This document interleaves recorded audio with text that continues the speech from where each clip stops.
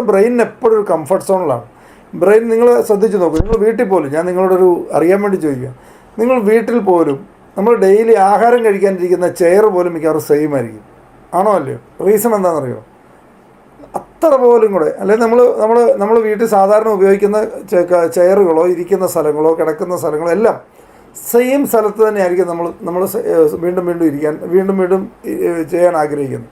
കാരണം നമ്മുടെ ബ്രെയിനിൻ്റെ ഒരു പ്രത്യേകത എന്താണെന്ന് വെച്ചാൽ നമ്മുടെ ബ്രെയിൻ വളരെ കംഫർട്ട് സോണിൽ വർക്ക് ചെയ്യാനാണ് ഇഷ്ടപ്പെടുന്നൊരു സാധനമാണ്. അവരൊരിക്കലും ചേഞ്ച് ഇഷ്ടപ്പെടാത്തതാണ്. ചേഞ്ച് എന്ന് പറഞ്ഞാൽ പുതിയ എന്ത് കാര്യം പുള്ളിക്ക് സ്ട്രെസ്സാണ്. പുതിയ ലോഡ് എടുക്കാൻ പുള്ളിക്ക് താല്പര്യമില്ല. പുള്ളി മടിയനായ ഒരു മെഷീനാണ്. പുതിയ ഒരു പരിപാടി പിടിക്കാൻ പുള്ളിക്ക് താല്പര്യമില്ല. എപ്പോഴും നമ്മളെ മുടക്കിക്കൊണ്ടിരിക്കും. അതുകൊണ്ടാണ് നമ്മൾ ഒന്ന് ഹെൽത്ത് ഇമ്പ്രൂവ് ചെയ്യണമെന്ന് വിചാരിച്ചോ 2 ദിവസം നടക്കാൻ പോയി 3-ാമത്തെ ദിവസം നമ്മൾ മടി പിടിക്കും, ഇരുന്ന് പോകും, ഹെൽത്തുകൾ പോയി വിട്ടേച്ച് പോകും. ഇതെല്ലാം ഇതിൻ്റെ റീസൺ എന്താണെന്നറിയോ? നമ്മുടെ ബ്രെയിനിൻ്റെ മടി കാരണമാണ്. പുതിയ കാര്യം അത് നമ്മൾ ഫോഴ്സ്ഫുള്ളി പഠിപ്പിച്ചെടുക്കണം. നമ്മൾ പുതിയ കാര്യങ്ങൾ പഠിപ്പിച്ചെടുക്കണം. കുട്ടികളൊക്കെ കാണിക്കാറുള്ള തെറ്റാണ്. അവർ വളരെ കഷ്ടപ്പെട്ട് പഠിക്കും.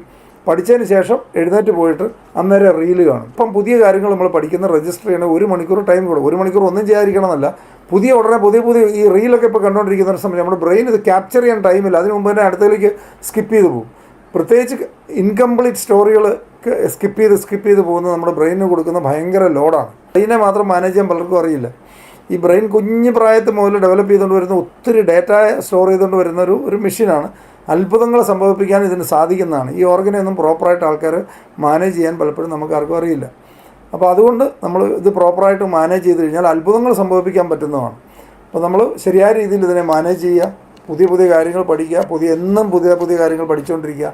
അത് തീർച്ചയായിട്ടും നമ്മുടെ മെൻ്റൽ ഹെൽത്തിനും വളരെ, അതായത് ഞാൻ പറഞ്ഞ അൽഷിമേഴ്സ് പോലത്തെ രോഗത്തിലേക്ക് പോകാതിരിക്കണമെങ്കിൽ തന്നെ ഈ എപ്പോഴും ബ്രെയിനിന് പുതിയ ലോഡ് കൊടുത്തുകൊണ്ടിരിക്കണം. പുതിയ കാര്യങ്ങൾ പഠിക്കുക എപ്പോഴും. അല്ലെങ്കിൽ ഒരു സക്സസ്ഫുൾ ആയിട്ടുള്ള ഒരു എൻ്റർപ്രണർ ആവണമെങ്കിൽ ഏറ്റവും ആവശ്യം പുതിയ മേഖലകൾ, അറിയാൻ പാടില്ലാത്ത സ്കോപ്പുള്ള ഫ്യൂച്ചറുള്ള പുതിയ മേഖലയെക്കുറിച്ച് അറിവുണ്ടാക്കുക എന്നുള്ളതാണ് നമ്മൾ ചെയ്തുകൊണ്ടിരിക്കേണ്ടത്. ഫോർഗീവ്നെസ് ആണ് ഏറ്റവും ഇമ്പോർട്ടൻ്റ് ആയിട്ട് നമ്മൾ ജീവിതത്തിൽ വിജയിക്കാനായിട്ട്. നമുക്ക് നമ്മുടെ ഫ്യൂച്ചർ ശരിയാക്കണമെങ്കിൽ നമ്മളോട് തെറ്റ് ചെയ്ത ആൾക്കാരോട് പോലും ക്ഷമിക്കേണ്ടി വരും. ക്ഷമിച്ചാലേ നമ്മൾക്ക് പുതിയ മെസ്സേജുകൾ പോവുള്ളൂ. അപ്പോൾ ഇത് അവർക്ക് വേണ്ടിയല്ല, നമ്മളോട് ആരെങ്കിലുമൊക്കെ എന്തെങ്കിലുമൊക്കെ ചെയ്തിട്ട് എവിടെയെങ്കിലുമൊക്കെ മുറിവേൽപ്പിച്ചിട്ടുണ്ടെങ്കിലും അതെല്ലാം ഉപേക്ഷിച്ച് കംപ്ലീറ്റ് ആയിട്ട് റിലാക്സ്ഡ് മോഡിൽ ഹാപ്പി ആയിട്ട് ഭാവിയിൽ വരാൻ പോകുന്ന നല്ല കാര്യങ്ങളെ ഓർത്ത് ആ സന്തോഷം മൂഡിൽ. അതുകൊണ്ടാണ് ഞാൻ എപ്പോഴും മാനിഫെസ്റ്റേഷനെ കുറിച്ച് പറയുന്നത്.